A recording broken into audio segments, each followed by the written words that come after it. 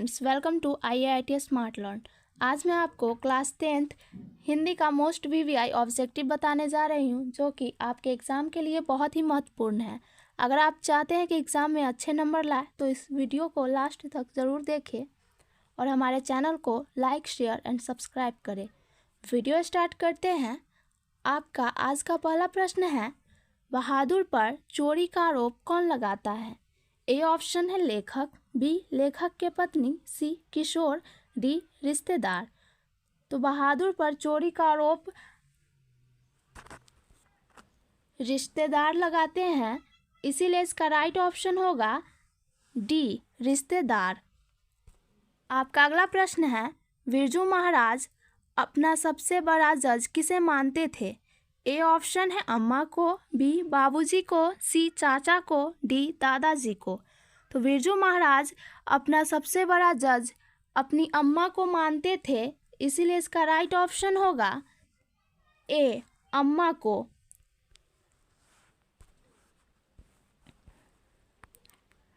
आपका अगला प्रश्न है, नादिर शाह के सैनिकों ने किसे मार डाला? तो ए ऑप्शन है गुरु नानक को, बी घनानंद को, सी रसखान को, डी तुलसी को। तो नादिर शाह के सैनिकों ने किसे मार डाला? तो घनानंद को, इसीलिए इसका राइट ऑप्शन होगा बी घनानंद को। आपका अगला सवाल है, अज्ञे किस काव्य धारा के कवि हैं? ए ऑप्शन है छायावाद, बी प्रयोगवाद, सी रहस्यवाद, डी प्रगतिवाद। तो अज्ञे किस काव्य धारा के कवि हैं? तो प्रयोगवाद, इसीलिए इसका राइट ऑप्शन होगा बी प्रयोगवाद।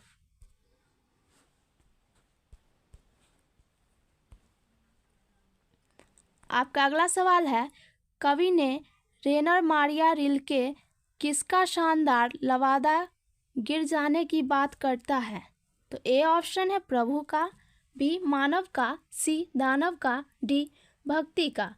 तो इसका राइट ऑप्शन होगा ए प्रभु का। आपका अगला सवाल है, दिनकर को किस कृति के लिए ज्ञानपीठ पुरस्कार मिला है? ए ऑप्शन है रश्मि रथी, बी संस्कृत के 4 अध्याय, सी उर्वशी, डी रेणुका। तो दिनकर को किस कृति के लिए ज्ञानपीठ का पुरस्कार मिला है? तो राइट ऑप्शन हो जाएगा इसका सी उर्वशी। आपका अगला सवाल है, प्रेमधन अपना आदर्श किसे मानते थे? तो प्रेमधन अपना आदर्श किसे मानते थे? ए ऑप्शन है महात्मा गांधी, बी विवेकानंद, सी रविंद्रनाथ टैगोर, डी भारतेंदु हरिश्चंद्र। प्रेमधन अपना आदर्श भारतेंदु हरिश्चंद्र को मानते थे, इसलिए इसका राइट ऑप्शन हो जाएगा डी भारतेंदु हरिश्चंद्र। आपका अगला सवाल है, भारत माता के श्रेष्ठ मुख की तुलना कवि ने किसकी की है? ए ऑप्शन है सूर्य, बी कंचन, सी पुष्प, डी छाया युक्त चंद्र। तो इसका राइट ऑप्शन हो जाएगा डी छाया युक्त चंद्र। आपका अगला सवाल है, मिट्टी की अबोध मूर्तें कौन है? ए ऑप्शन है नेता, बी जनता, सी अधिकारी, डी मंत्री। तो मिट्टी की अबोध मूर्तें कौन है? तो इसका राइट ऑप्शन हो जाएगा बी जनता। आपका अगला सवाल है, बिस्मिल्लाह खां के साथ किस मुगल पर्व का नाम जुड़ा हुआ है? तो ए ऑप्शन है ईद, बी बकरीद, सी शबे बारात, डी मुहर्रम। तो बिस्मिल्लाह खां के साथ मुहर्रम मुस्लिम पर्व का नाम जुड़ा हुआ है, इसलिए इसका राइट ऑप्शन हो जाएगा डी मुहर्रम। आपका अगला सवाल है, वाणी कब विष के समान हो जाती है? ए ऑप्शन है राम नाम के बिना, बी तीर्थ यात्रा के बिना, सी ज्ञान के बिना, डी इनमें से कोई नहीं।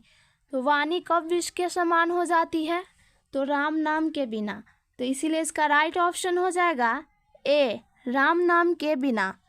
आपका अगला सवाल है, कवि ने पर्जन्य ने किसे कहा है? ए ऑप्शन है कृष्ण, बी सुजान, सी बादल, डी हवा। तो इसका राइट ऑप्शन हो जाएगा सी बादल।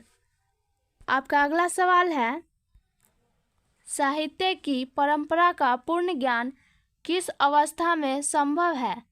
ए ऑप्शन है सामंतवादी व्यवस्था, बी पूंजीवादी व्यवस्था, सी समाजवादी व्यवस्था, डी उपर्युक्त सभी। तो इसका राइट ऑप्शन हो जाएगा सी समाजवादी व्यवस्था। आपका अगला सवाल है, पंडित बिरजू महाराज का जन्म कब हुआ? पंडित बिरजू महाराज का जन्म कब हुआ था? आपके ऑप्शंस है, ए ऑप्शन है 4 फरवरी 1938, बी 4 फरवरी 1937, सी 4 फरवरी 1936, डी 4 फरवरी 1935। तो इसका राइट ऑप्शन हो जाएगा ए 4 फरवरी 1938 को। आपका अगला सवाल है,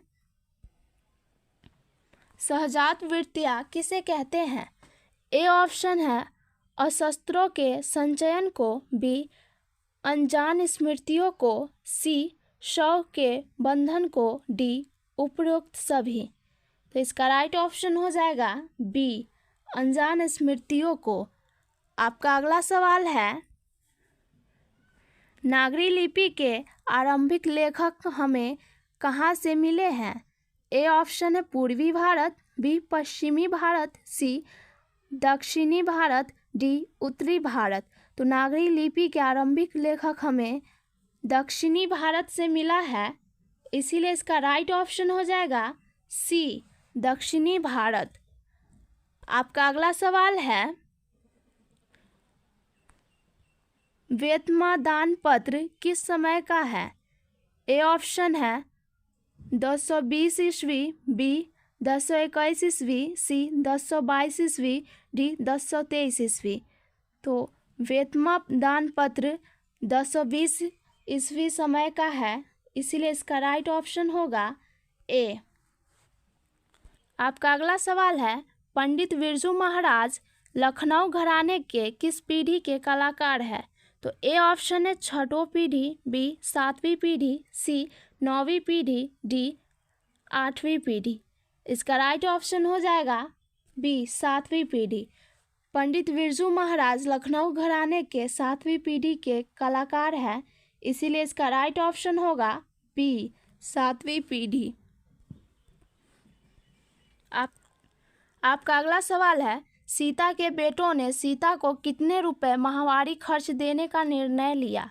ए ऑप्शन है 50 रुपये, बी 75 रुपये, सी 100 रुपये, डी 60 रुपये।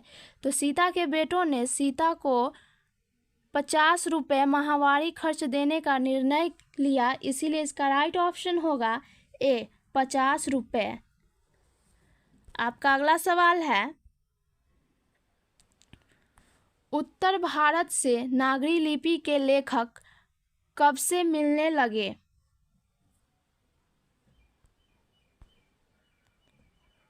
आपका अगला सवाल है, उत्तर भारत से नागरी लिपि के लेखक कब से मिलने लगे हैं? ए ऑप्शन है 8वीं सदी, बी 6ठी सदी, सी 9वीं सदी, डी 4थी सदी। तो इसका राइट ऑप्शन हो जाएगा ए 8वीं सदी। इस तरीके से मैंने आपको हिंदी का ऑब्जेक्टिव कंप्लीट करा दी हूँ। मिलते हैं नेक्स्ट वीडियो में, तब तक के लिए बाय।